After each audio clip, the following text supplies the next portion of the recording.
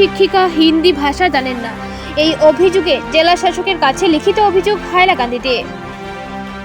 হাইলাকান্দি জেলার অলইছড়া Abdul Latif memorial ME স্কুলের মিনুয়ারা বেগম লস্কর নামের একজন হিন্দি শিক্ষিকা, উনার হিন্দি পড়ানোর কোনো অভিজ্ঞতা নেই বলে পিচপড়া গ্রামের ছাত্রছাত্রীদের স্বার্থে একই গ্রামের মোস্তাক আহমেদ লস্কর নামের এক ব্যক্তি জেলা শাসকের কাছে একটি লিখিত অভিযোগ করেন।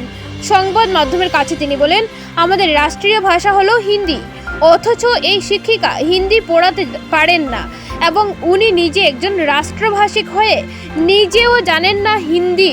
তাহলে কিভাবে ছাত্রছাত্রীকে হিন্দি শিক্ষায় শিক্ষিত করবেন? তিনি আরও বলেন, এই স্কুলের হিন্দি শিক্ষা দুর্বল, যার ফলে ছাত্রছাত্রীদের অভিভাবক তাদের ছেলেমেয়েকে সরকারি স্কুল থেকে নিয়ে প্রাইভেট স্কুলে পড়াশোনা করাতে হচ্ছে। কারণ হিন্দি পড়াশোনা যদি অর্জন করতে না পারেন তাহলে যে কোনো কর্মস্থলে গিয়ে কর্ম করতে পারবেন না। হিন্দি ভাষা না জানার ফলে কাজকর্ম থেকে বঞ্চিত থাকবেন তারা। আর এই প্রাইভেট স্কুলে পড়াশোনার খরচ বহন করার সকল পরিবারের পক্ষে সম্ভব হচ্ছে না। তাই অতি সত্বর এই স্কুলের হিন্দি শিক্ষিকাকে বদলি করে ভালো একজন শিক্ষক কিংবা শিক্ষিকা দেওয়ার জন্য আসামের মুখ্যমন্ত্রী ও জেলা শাসকের কাছে অনুরোধ করেন মুস্তাক আহমেদ লস্কর ও অন্যান্য অভিভাবকরা। বিস্তারিত দেখুন হাইলাকান্দি দর্পণ টিভি নিউজ চ্যানেলের নিউজ ডেস্ক রিপোর্টের মাধ্যমে। পরবর্তী খবর পেতে চ্যানেলটিকে একটি লাইক ও ফলো করে পাশে থাকুন। ধন্যবাদ।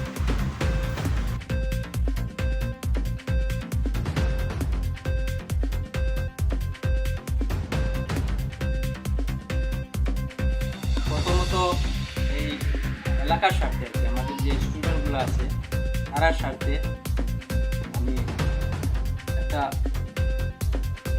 কমপ্লেন বানিয়ে নিয়ে ডিসি স্যারের এখানে দিছি।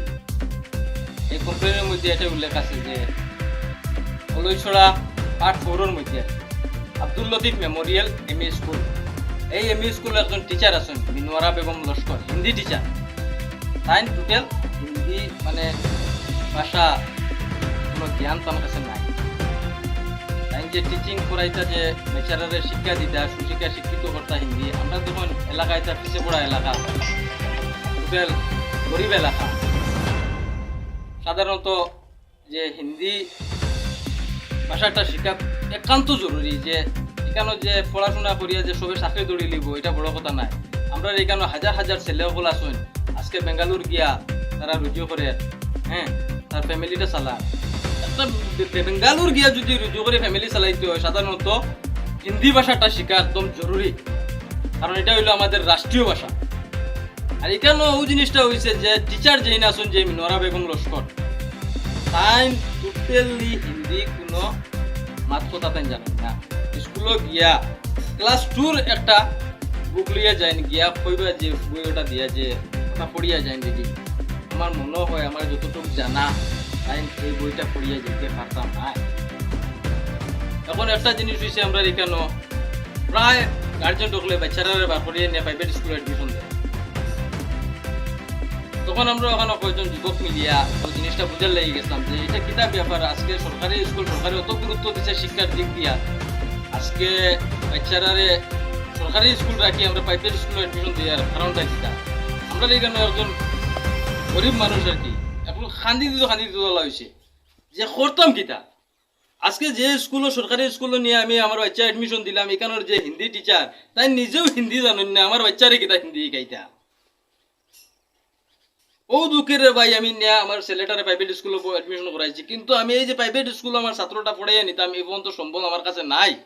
কিন্তু একজন পিতা একজন মানে গার্জেনটে চাইব তার যত সময় শক্তি আছে সত্য যে তার ছাত্ররে সুশিক্ষায় শিক্ষিত করতো, চাইব নি একজনে তার ছাত্ররে নষ্ট করার লাগিয়া। কিন্তু আজকে সরকারে অত গুরুত্ব শিক্ষা প্রতি দেওয়ার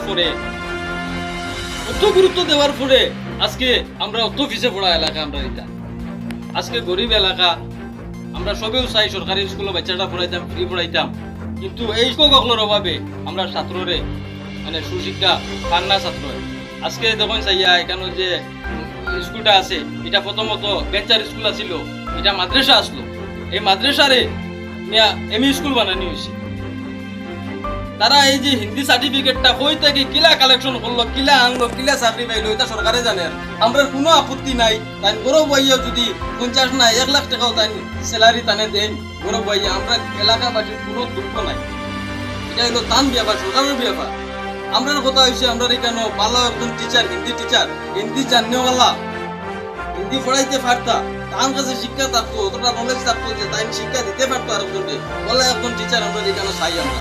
ওটাও আমাদের জেলা শাসকের কাছে আমার অনুরোধ, আমাদের এডুকেশন মিনিস্টারকেও আমি অনুরোধ করে কইরাম, আমরা সিএম স্যারকেও আমি অনুরোধ করে কইরাম যে এই মানে আমার এলাকার বাচ্চারার মানে দিক দিকে চাইয়া, এই বাচ্চারার ভবিষ্যতের দিকে চাইয়া এখানে একজন ভালো টিচার নিযুক্তি করার লাগিয়া। আর এই যে টিচার আছেন তানে গরু বইয়াও যদি বেতন দেন, আমরা কোনো আপত্তি নেই, কোনো যায় আসে না।